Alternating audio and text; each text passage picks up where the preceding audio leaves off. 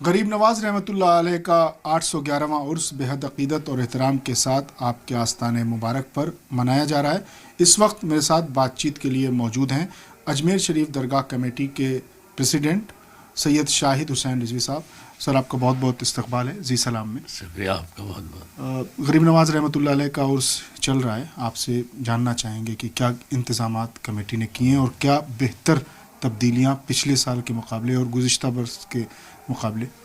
السلام علیکم ورحمۃ اللہ وبرکاتہ۔ اس بار غریب نواز کا 811واں عرس منایا جا رہا ہے۔ اس کے لیے ہم لوگ ماشاءاللہ سے 3 مہینے سے پوری تیاریوں میں لگے ہوئے تھے۔ ان تیاریوں میں مین تھی کہ اس بار کا عرس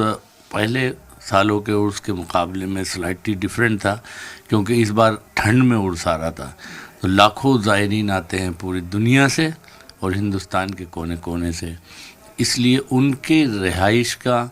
انہیں سردی کا اہتمام، ان کے لیے کوئی پرابلم نہ آئے، ان کے کھانے کا، ان کے رہنے کا، اور ان کی جو بھی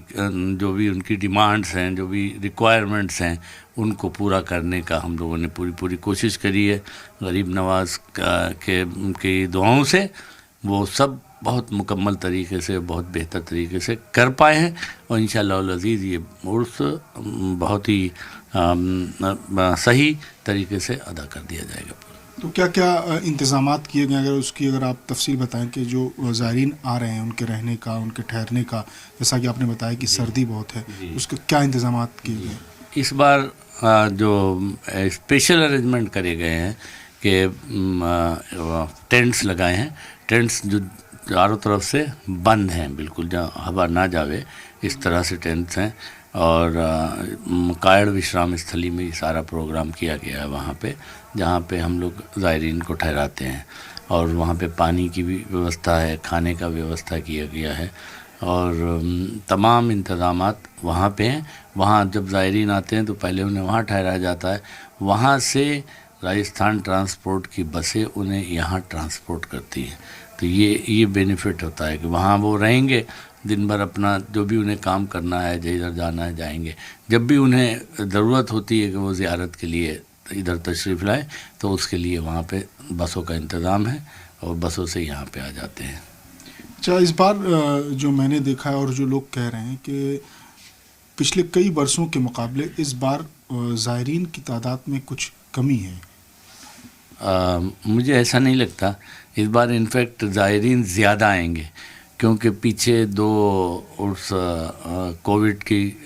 زد میں تھے، اور اس سمے زائرین کا موومنٹ بہت کم تھا۔ مجھے لگتا ہے اس سال زائرین بہت زیادہ آئیں گے، جو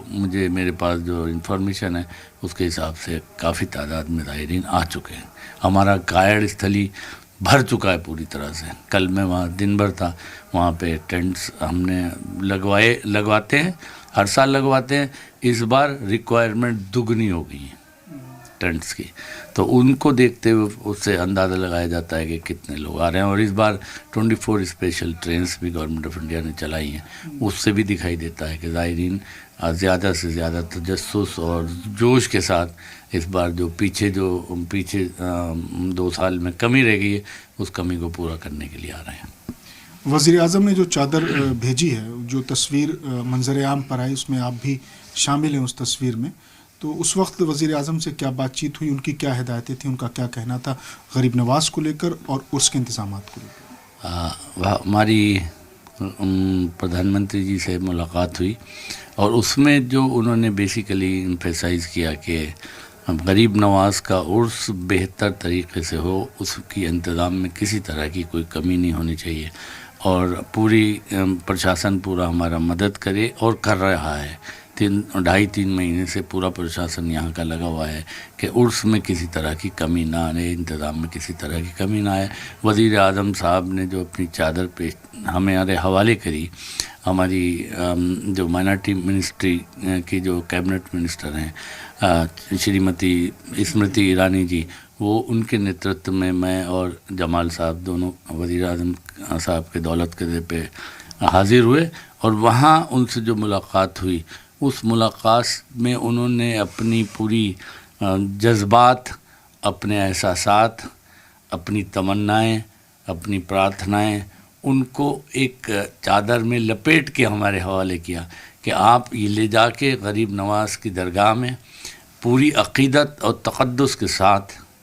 پوری اس کے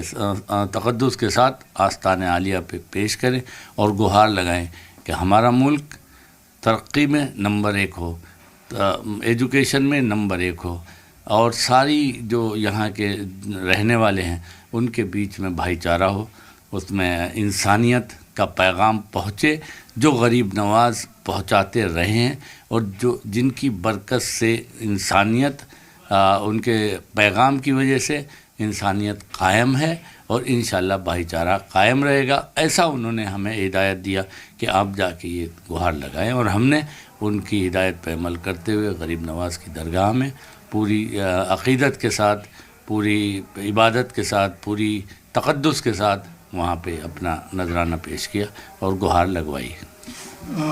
غریب نواز کا جو آستانہ ہے وہ محبت کے لیے جانا جاتا ہے، لیکن پچھلے کئی بار سے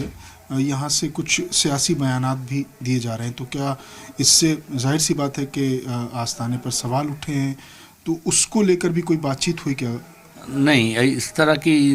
آج کے ڈیٹس میں ابھی تو صرف 811ویں عرس کی بات ہے،